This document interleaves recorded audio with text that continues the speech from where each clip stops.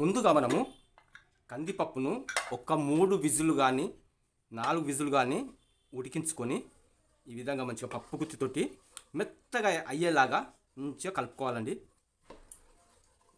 మంచిగా మెత్తగా అయ్యేదాకా మంచిగా కలుపుకొని దీన్ని పక్క పెట్టేసుకొని పప్పు చారులకు కావాల్సినవి టమాటా, బెండకాయ, క్యారెట్, దోసకాయ, అలాగే దొండకాయ, వంకాయ, అలాగే మనకు మునక్కాయలు, ఉల్లిగడ్డ, పచ్చిమిర్చి, కరివేపాకు, అలాగే ఇంకా ఉంటాయి కొత్తిమీర, పుదీనా, అవన్నీ మనం చూపిస్తాము. అన్ని రకాల మంచిగా వేసుకుంటే బ్రహ్మాండమైన రుచి అనేది రావడం అంటూ జరుగుతుంది. ఇందులోకి ఆ కూరగాయలు వేంపుకోవడానికి ఇంత కొంచెం నూనె లైట్గా పోసుకోవాలండి. నూనె వేడెక్కాక అందులోకి పచ్చిమిర్చి, ఉల్లిగడ్డ,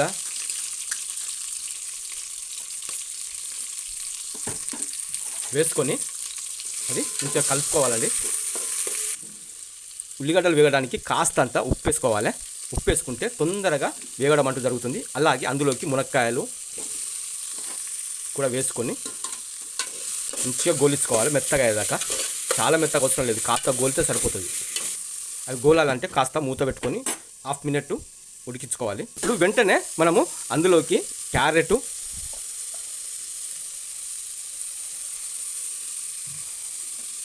దోసకాయ, అలాగే దొండకాయ, బెండకాయ, ఈ వంకాయ కూడా ఒకటి తీసుకున్నా అండి, మంచిగా ఉంటుంది. ఇవన్నీ ఫస్ట్ వేగడానికి కాస్త టైం పడుతుంది. టమాటా కాస్త లేట్గా వేసుకుందాము, ఎందుకంటే అది టమాటా తొందరగా గోలుతుంది కాబట్టి అది ఒకటి కాసేపు ఆగినాక వేసుకుందామండి.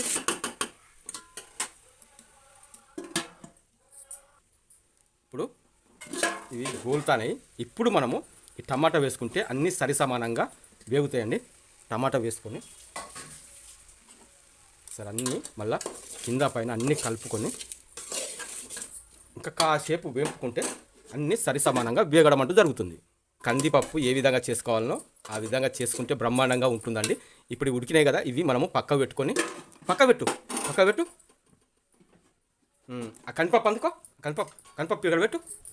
మనం ఇప్పుడు ఈ ఉడికించిన కందిపప్పు ఉన్నది కదా, ఇది తీసుకొని కొంచెం మంట హైలో పెట్టుకొని మనము ఈ ఉడికించుకున్న ఇవన్నీ కూరగాయలన్నీ అందులో వేసుకొని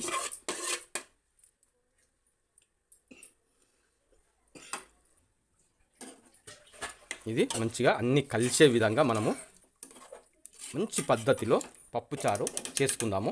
ఇందులోకి నేను ఇది సాంబార్ పౌడరు దుకాణంలో కొనుకొచ్చింది, ఇది సాంబార్ పౌడర్ వేసుకొని, అలాగే ధనియా పౌడర్ కూడా వేసుకొని, అలాగే మనము పచ్చిమిర్చి ఎక్కువగా వేసుకున్నాము కాబట్టి కొంచెము లైట్గానే వేసుకుందాము కారం అనేది.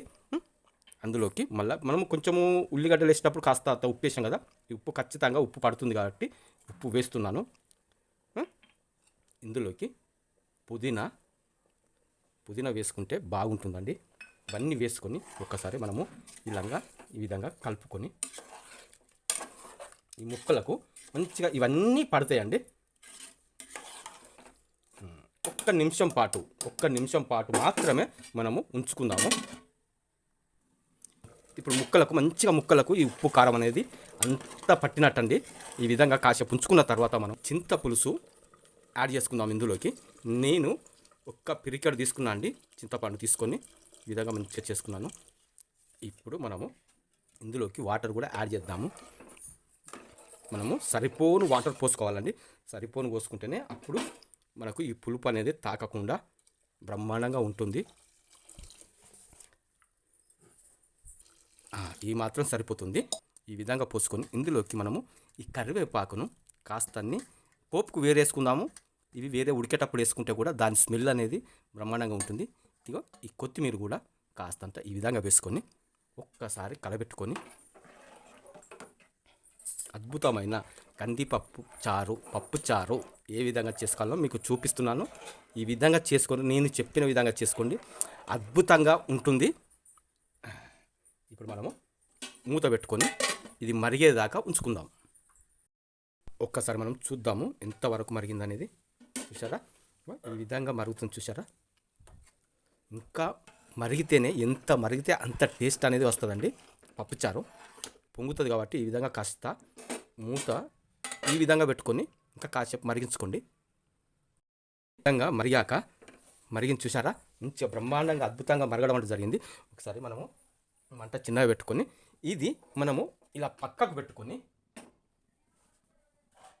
ఇలా పోపు గిన్నె పెట్టుకొని ఇందులోకి మనము పోపుకు సరిపడా ఆయిల్ అనేది వేసుకుందాము. ఈ మాత్రం సరిపోతుంది. నేను ఎక్కువ వేసుకుంటేనే కొంచెం బాగుంటుందండి పోపుకు. జీలకర్ర ఆవాలు వేసుకుందాము. ఎల్లిపాయలండి, ఎల్లిపాయలు ఈ విధంగా మంచిగా చిన్నగా కట్ చేసుకొని ఇవి కూడా ఇందులోకి వేసుకుందాము. అలాగే ఎండుమిర్చి కూడా నేను 3 తీసుకున్నాను, ఈ మాత్రం సరిపోతుంది. ఈ ఎండుమిర్చి కూడా ఇందులో వేసుకుందాము. కాసేపు ఇవి గోలిన తర్వాత మనము కరివేపాకు యాడ్ చేసుకోవాలండి. ఉప్పు పెట్టుకోవడంలో కూడా ఒక అద్భుతం అనేది ఉంటుందండి.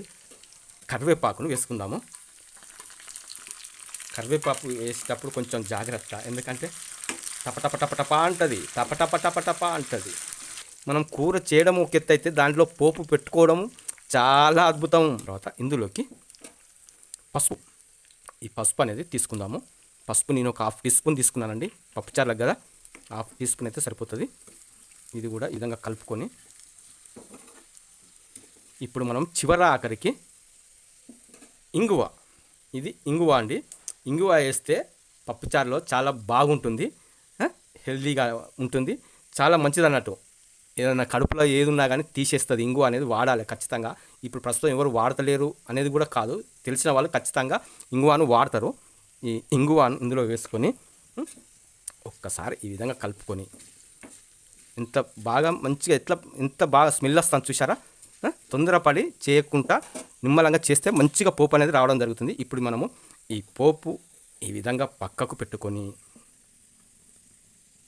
మనము పప్పు చారును ఈ విధంగా మళ్ళీ ఈ పక్కకు అనుకొని పోపును ఇందులో వేసుకుందాము. జాగ్రత్తగా వేసుకోవాలండి. ఇట్లా మూత పెట్టుకొని తీసుకొని ఇందులో ఉంటుంది కదా కాస్త ఇట్లా మనము ఇంకా ఇందులో ఉంటుంది కదా అదంతా అందులోకి వెళ్ళిపోవాలి. ఇందులో ఎందుకు ఉండాలి, ఇది బయట పడేసేది కదా.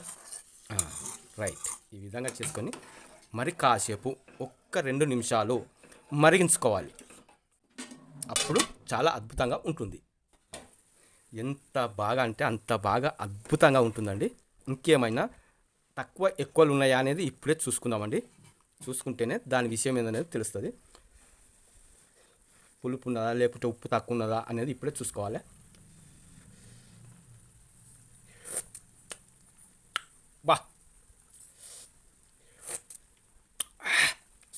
సూపర్ అంటే సూపర్ అండి. మనం బంద్ చేసుకుందాము, వడ్డించుకుందాము. ఈ పప్పుచారు అద్భుతమైన పప్పుచారు ఈ విధంగా ఇందులో వేసుకొని ఎంత రుచిగా అంటే అంత రుచిగా ఉంటుందండి. నేను చెప్పిన ప్రకారంగా చేసుకోండి, బ్రహ్మాండంగా ఉంటుంది, నో డౌట్. వేడి పప్పుచారు కదా, వేడిగానే ఉంటుంది కాబట్టి కాస్త